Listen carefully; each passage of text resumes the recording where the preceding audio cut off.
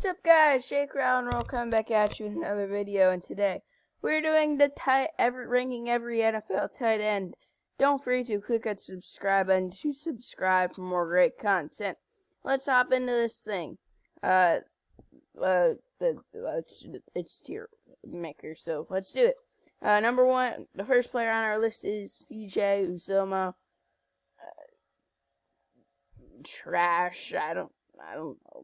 I mean, I really don't hear him getting talked about, I guess, so, I don't know. I'm just going to put him in the trash. Next up, we have Dalton Schultz. Average, I guess. There are a lot of guys on here. These first three here are just, kind of no-names. But, yeah, I'm going to put Dalton Schultz in average. He was decent last year, replacing Blake Jarwin. And I don't even think Blake Jarwin's on this list, which is strange. But, next up, we have Dan Arnold. I don't know, trash. Dude, why? David Njoku is an average tight end. He just is a third tight end on the Browns now. First round pick back in 2017. He's been okay for the Browns. It's just that, he kind of plays how he plays. Like, he's a third tight end, so he's actually pretty average. Dawson Knox is another average guy. If he could have, if he could be pretty good, the Bills' offense would definitely be one of the best offenses in the league. They already are, but they would be, one of, competing for the best. The Bills are one of the best, but they're not the best, Dawson Knox would be great. The Bills' offense would be the best, We have Eric Ebron, who's above average, but he's really trash. He can't catch anything. But I will put him in above average, even though it's really not what he is. We have Dallas Goedert next. He's good. Dallas Goedert's a good player. He was a backup for a while behind Zach Ertz, but then finally got a starting job, and he's been okay. Evan Ingram is above average. Evan Ingram and Eric Ebron are, literally the same. They can't catch anything, yet somehow Evan Ingram made the Pro Bowl. They literally don't catch anything, but, Gronk is good. He's not elite anymore, but he's definitely still good. He was good last season for the Bucs. Pretty solid. Hayden Hurst is above average. I don't even know really why the Falcons drafted Kyle Pitts when Hayden Hurst isn't even that bad. I believe he was a first-round pick, so I'm going to put him in the above-average category. Next up, we have Hunter Henry. Hunter Henry is a good tight end. He's dealt with injuries a lot so far in the NFL, and he's probably going to get... He was pretty good last season for the Chargers, and I think he's going to start for the Patriots this upcoming season. Next up, we have Ian Thomas. There's nothing there, really. Jack Doyle is average. There's not much to say about these guys.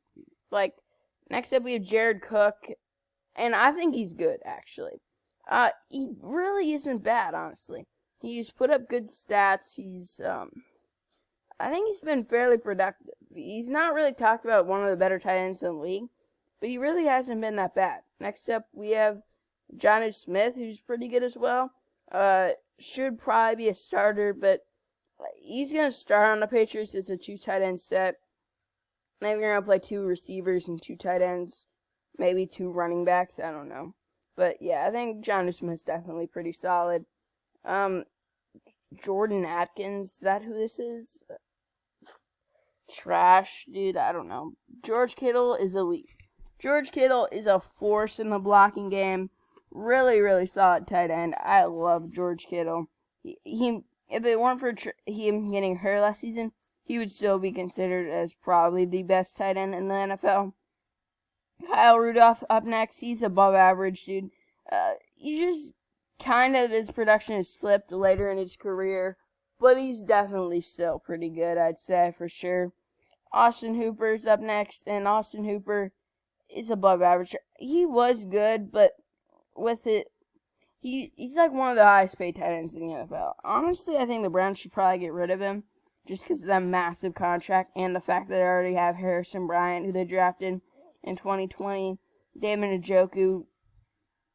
I just really don't see Austin Hooper there as a necessity.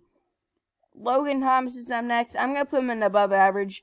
I could put him in good next tight end ranking. I do maybe. But as of right now, he's just above average. He finally burst on the scene last year for Washington. Mark Andrews is next, and Mark Andrews is elite.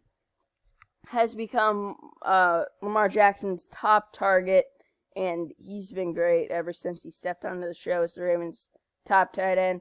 Mike Gesicki next, above average or good.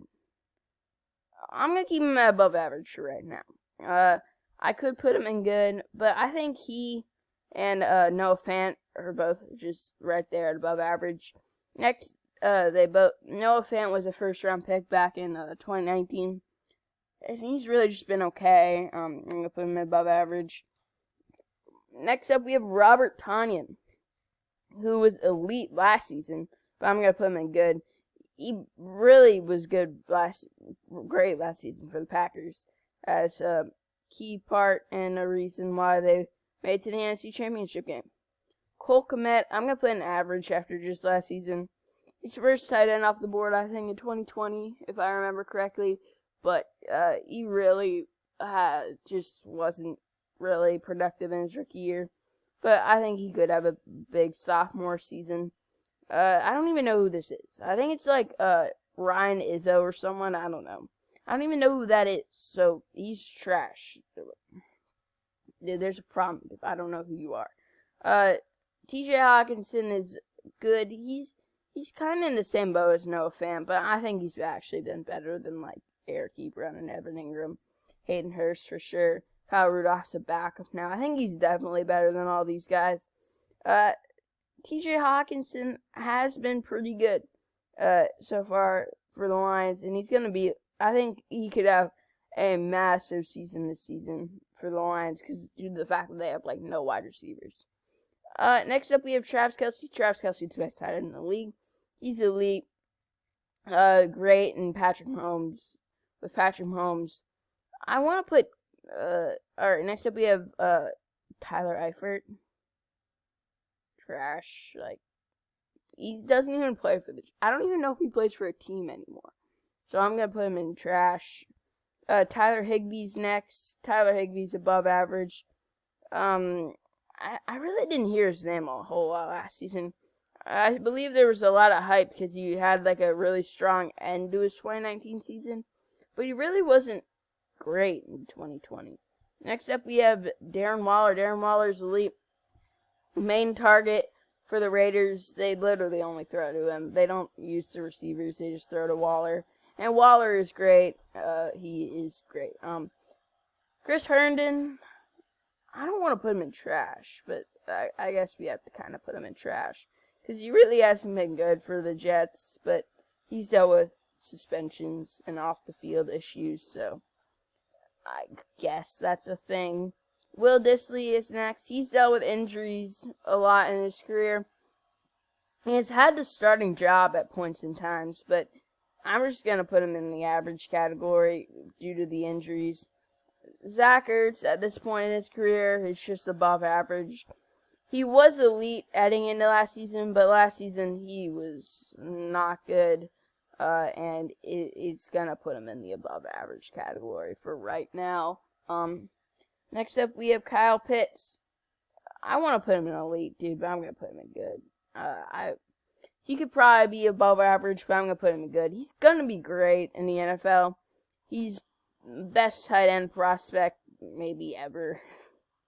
You're just so good. Taking number 4 overall for a reason.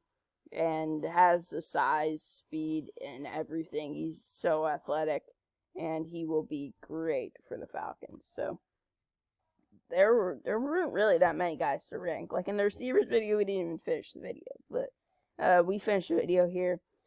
So hope you guys enjoyed this video. Don't forget to click that subscribe button to subscribe, and I'm gonna see you guys in the next video.